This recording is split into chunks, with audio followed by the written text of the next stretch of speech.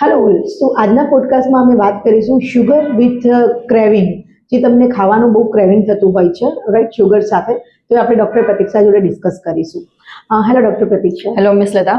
યા, so આજકાલ લોકોમાં sugar વધારે હોય છે અને શુગરવાળા પેશન્ટને જંક ફૂડ ખાવાનું વધારે ક્રેવિંગ થતું હોય છે, રાઈટ. તો એના માટેનું શું આપણી પાસે કોઈ આ ક્રેવિંગ છે ને બહુ જ કોમન છે.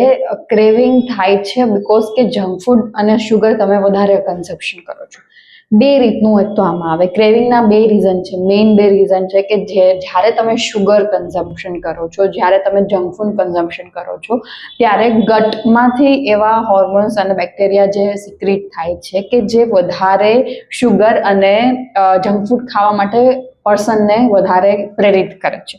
તો ગટ ઇટસેલ્ફ એ શુગર અને જંક ફૂડ લેવા માટે પર્સનને છે એ કહેશે કે વધારે જંક ફૂડ ખાવું જોઈએ, વધારે શુગર ખાવા, એટલે પર્સનને ક્રેવિંગ થશે કે મારે વધારે શુગર ખાવું છે. ઓકે, જેટલું વધારે તમે શુગર કન્ઝમ્પશન કરશો એટલું વધારે સ્ટમકમાંથી એ શુગર ખાવાની ઈચ્છા થશે. ઓકે.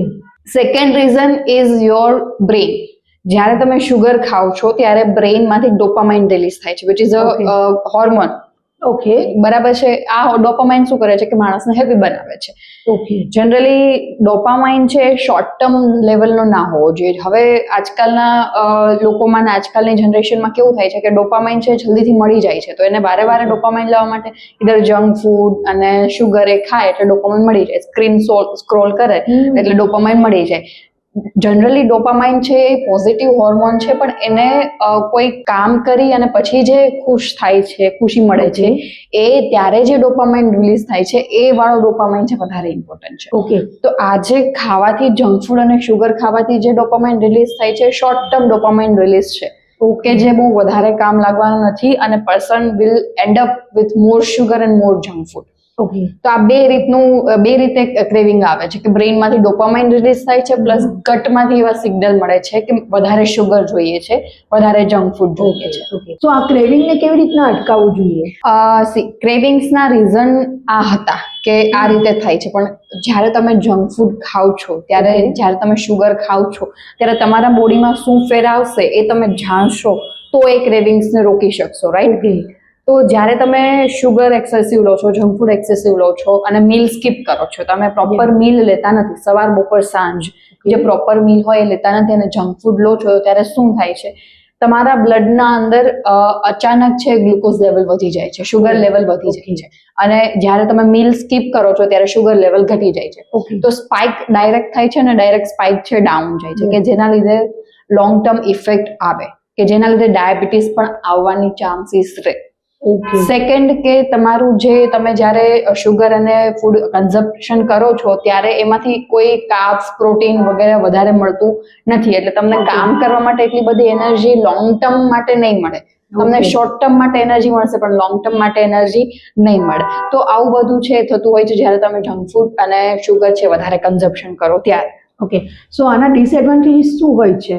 ડિસએડવાન્ટેજમાં તમને ડિપ્રેશન, સ્ટ્રેસ, એન્ઝાયટી આવું બધું થતું હોય છે. આપણે એક ડિપ્રેશનનો હોર્મોન છે, દેટ ઇઝ કોર્ટિસોલ. ઓકે. જ્યારે કોર્ટિસોલ હોર્મોન રિલીઝ થાય ને ત્યારે શુગર અને જંક ફૂડને વધારે ખાવાનું મન થતું હોય છે, બીકોઝ કે ઇન શોર્ટ આ એક સાયકલ છે કે જ્યારે તમે શુગર જંક ફૂડ ખાઓ છો ત્યારે તમે પ્રોપર કામ નથી કરી શકતા અને પ્રોપર તમારું મીલ મેન્ટેન નથી, પ્રોપર એનર્જી નથી મળતી, કે જે પ્રોટીન મળવું જોઈએ નથી મળતું, ત્યારે શું થાય કે you will end up getting emotional કે ભાઈ કેમ આવું થાય છે, મારી જોડે કેમ આવું થાય છે, અને એનાથી તમને કોર્ટિસોલ રિલીઝ થાય છે. કોર્ટિસોલ જે સ્ટ્રેસ હોર્મોન રિલીઝ થાય છે એના લીધે ફરીથી તમને શુગર અને જંક ફૂડ ખાવાની ઈચ્છા થાય છે. તો આ સાયકલ વારે વારે રિપીટ થયા કરે છે, કે જેના લીધે તમને વારે વારે કોર્ટિસોલ અને શુગર અને જંક ફૂડ ખાવાની ઈચ્છા થાય છે. So how to stop this craving? Basic છે કે તમારે મીલ્સ પ્રોપર બનાવવા જોઈએ. ઓકે. સવાર, બપોર અને સાંજ.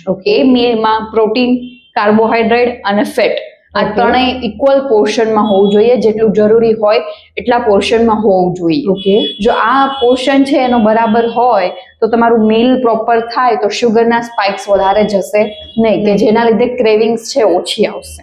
ઓકે સેકન્ડ કે તમારે જ્યારે ક્રેવિંગ્સ આવે છે તો ડાયરેક્ટ એને બંધ કરવાની જરૂર નથી. ડાયરેક્ટ શુગર કે ડાયરેક્ટ જંક ફૂડને બંધ ના કરી દેવાય, રાઈટ? જો તમે રેગ્યુલર કન્ઝપ્શન કરતા હોય તો થોડું ઓછું પોર્શન કરતું જવાનું. લાઈક તમે આજે આટલી શુગર લીધી છે ડેલી ઇન્ટેકમાં, તો કાલે તમે એનું પ્રમાણ ઓછું કરી દો.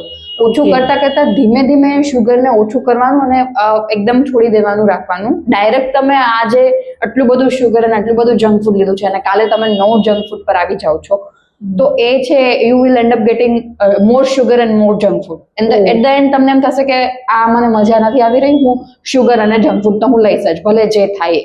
ઓકે તો આવું થશે. એટલે તમારે જ્યારે શુગર અને જંક ફૂડ મૂકવાનું વિચારો છો ત્યારે ધીરે ધીરે કરી અને એને છોડવું જોઈએ. ઓકે અને એના ઉપર સ્લીપ તમારે પ્રોપર રાખવી જોઈએ કે જેનાથી કોર્ટિસોલ મેન્ટેન થાય, સ્ટ્રેસ હોર્મોન મેન્ટેન થશે, તો એ સ્ટ્રેસ હોર્મોનના લીધે જે શુગર ક્રેવિંગ્સ આવે છે એ નહીં આવે.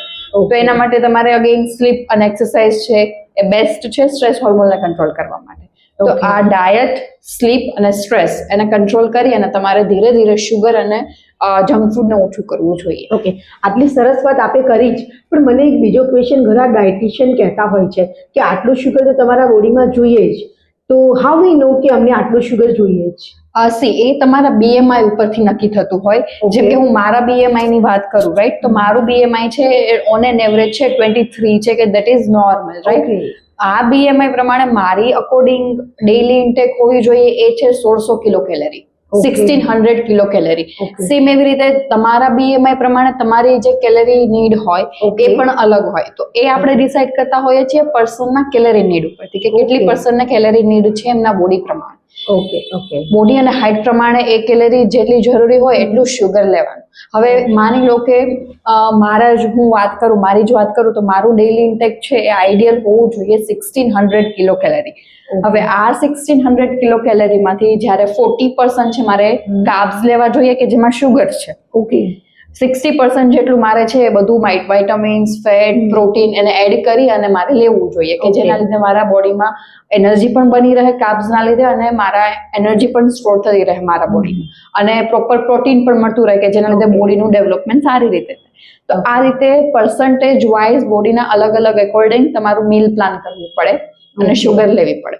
બટ એક્સ્ટ્રા એડેડ શુગર તો લેવી જ ના જોઈએ. કાર્બ્સમાંથી જે શુગર આવે છે, હવે માની લો કે આપણે પોટેટો લઈએ કે કોઈ એક બીજું વેજીટેબલ લઈએ કે જેમાં શુગર હોય, પોટેટોમાં પણ શુગર હોય પણ એ કાર્બ્સ હોય, એ એડેડ શુગર નથી, એક્સ્ટ્રા શુગર નથી. પણ જ્યારે તમે ચા પીવો છો ત્યારે તમે જે શુગર એમાં એડ કરો છો that is extra sugar, added sugar. Added શુગરની તો જરૂર જ નથી બોડીને. એડેડ શુગર ઇઝ બેઝિકલી ઝેર ફોર આર બોડી. એક એડેડ શુગર છે એક કાઇન્ડનું ઝેર જ છે, રાઈટ? તો એડેડ શુગર ન લેવા કરતાં જે નોર્મલ નેચરલ શુગર છે જે ફ્રૂટ્સમાં, વેજીટેબલ્સમાં અવેલેબલ છે એ શુગર આપણા બોડી માટે જરૂરી છે. એડેડ શુગર આપણા બોડી માટે જરૂરી નથી. સો આજે આપણે ડોક્ટર પ્રતીક્ષા જોડે વાત કરી. તમે સાંભળ્યું કે જંક ફૂડના કેટલા ડિસએડવાન્ટેજીસ છે.